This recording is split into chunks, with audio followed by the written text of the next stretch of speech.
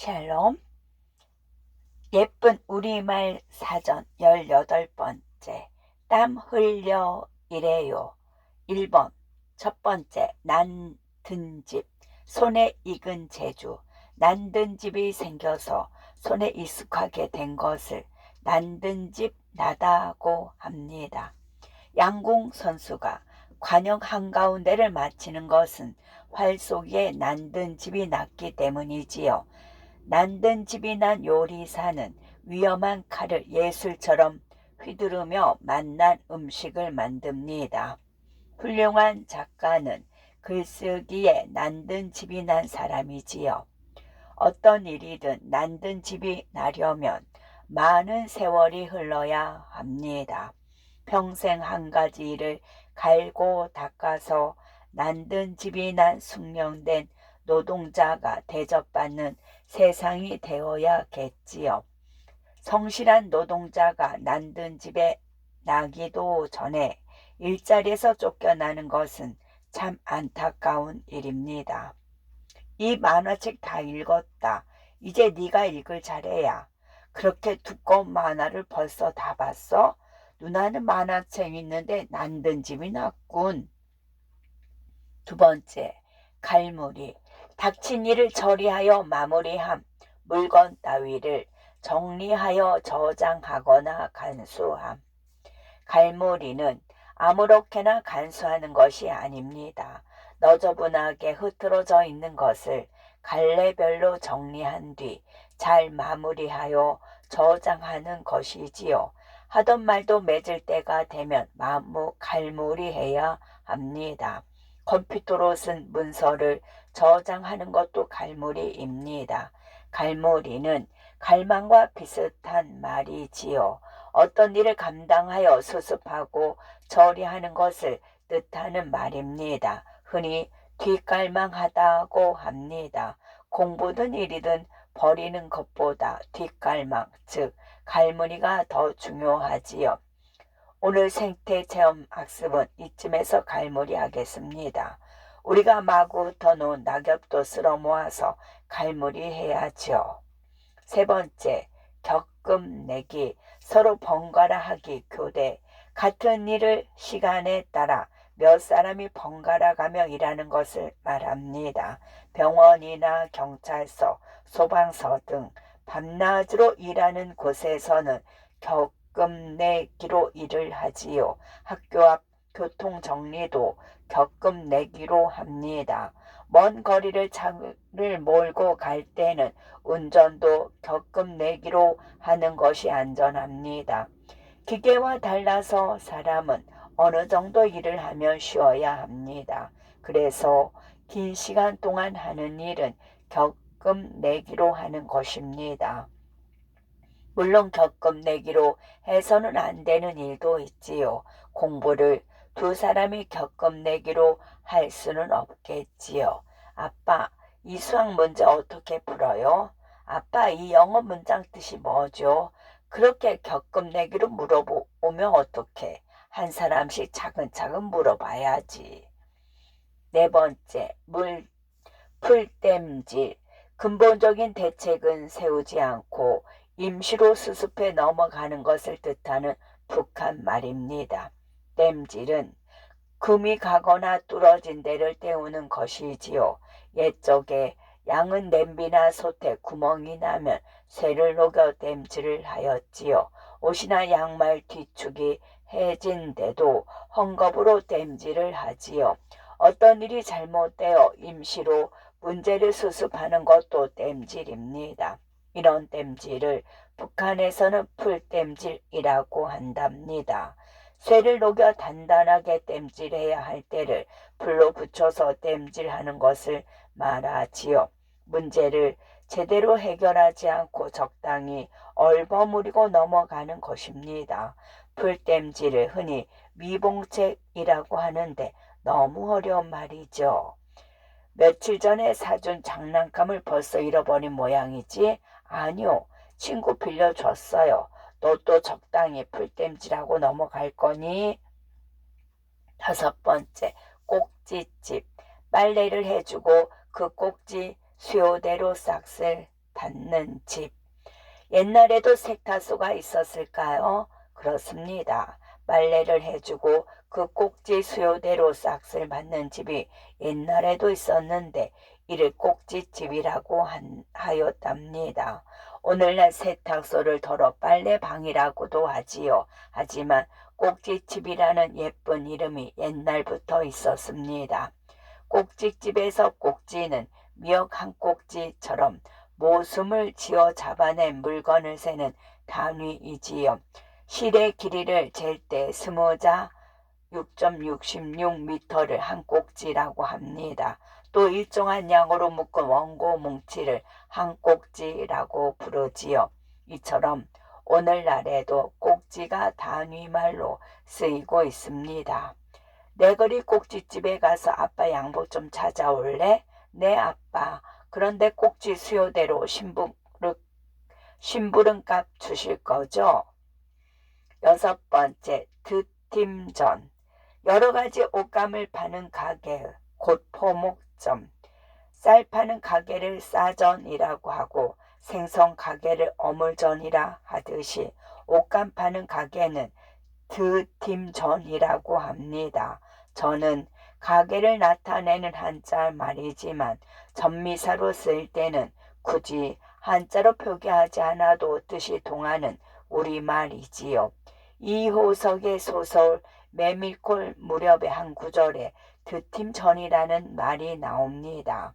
드팀전은 곧 여러 가지 옷감을 파는 가게를 말하지요. 흔히 포목점이라고도 하지요. 포목은 배와 무명을 뜻합니다.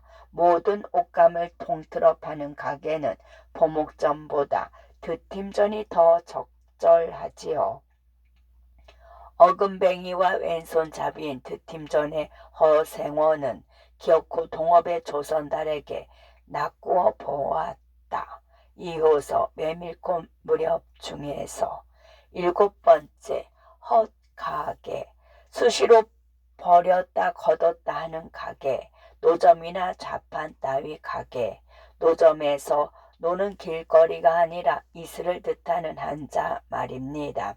지붕이 없어서 이슬이 내리는 가게라는 뜻이지요. 그러므로 포장마차나 지붕이 있는 가판대 따위는 노점이 아니라 노점이라고 해야 합니다. 하지만 모두 헛가게라고 할 수 있지요.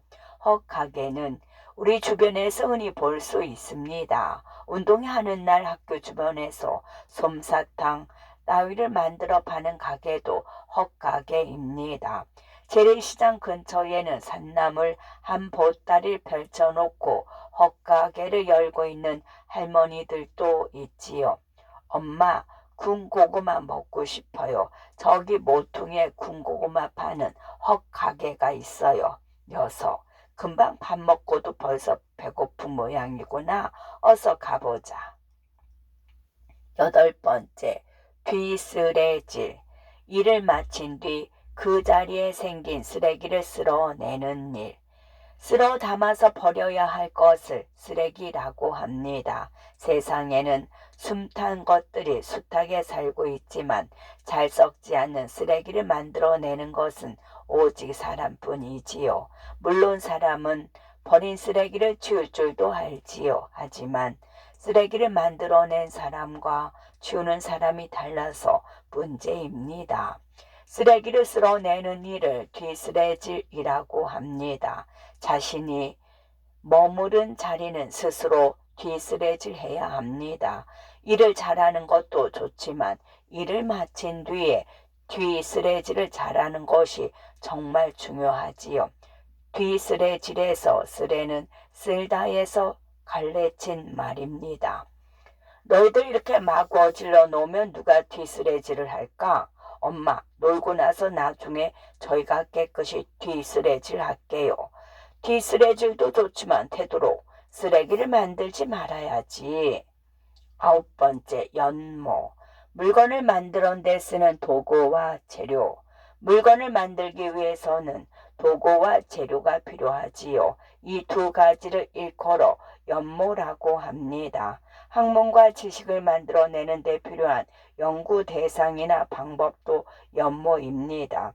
그러나 연모의 노동이 더해져야 비로소 물건이나 지식이 되지요. 연모에서 모는 무언가 완성되기 이전 단계의 것을 가리킵니다.